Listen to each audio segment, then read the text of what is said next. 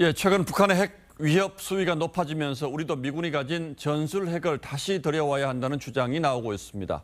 그 주장의 배경과 현실적인 가능성을 따져보겠습니다. 자, 홍영 기자, 핵무기 하면 보통 핵폭탄을 상상을 하는데 전술 핵이라는 건 뭐가 다른 겁니까? 네, 전략핵과 비교해서 쓰이는데요. 그 차이는 파괴력과 범위입니다. 예. 이 전략핵은 도시를 초토화시킬 수 있는 파괴력이 큰 핵무기고 전술핵은 목표물만 노리는 정밀 타격용으로 국지전에서 주로 씁니다. 영화에 많이 등장하는 핵 배낭을 생각하면 되겠군요. 그런데 재배치라는 표현을 쓰는 걸 보면 과거엔 우리나라에도 이 전술핵이 배치돼 있었던 모양이죠. 네, 우리나라가 보유한 건 아니고요. 주한미군이 1958년에 처음 도입해서 한때 950개 정도 배치돼 있었습니다. 70년대 중반부터 점차 줄어들다가 냉전체제 해체를 계기로 1991년 한반도에서 완전히 철수했습니다. 지금은 단 한 개도 없습니다. 지금 북한이 사실상의 핵 보유국이 된 만큼 우리도 미국의 전술핵을 들여와서 여기에 대응해야 한다, 이런 주장이군요. 맞습니다. 북한이 열병식에서 이런 핵배낭을 공개하고 여기에 넣을 소형 핵탄두를 과시한 게 벌써 6, 7년 전입니다.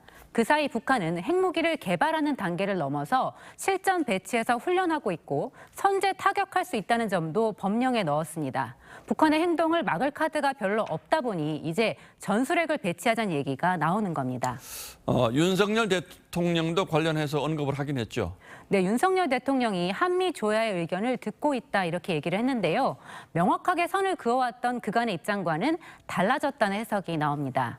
여당 지도부에서는 9.19 군사합의는 물론이고 한반도 비핵화 선언도 파기해야 한다는 주장이 나왔습니다. 만약에 한반도에 이 전술핵을 재배치한다고 하면 어떤 형태로 배치가 될까요?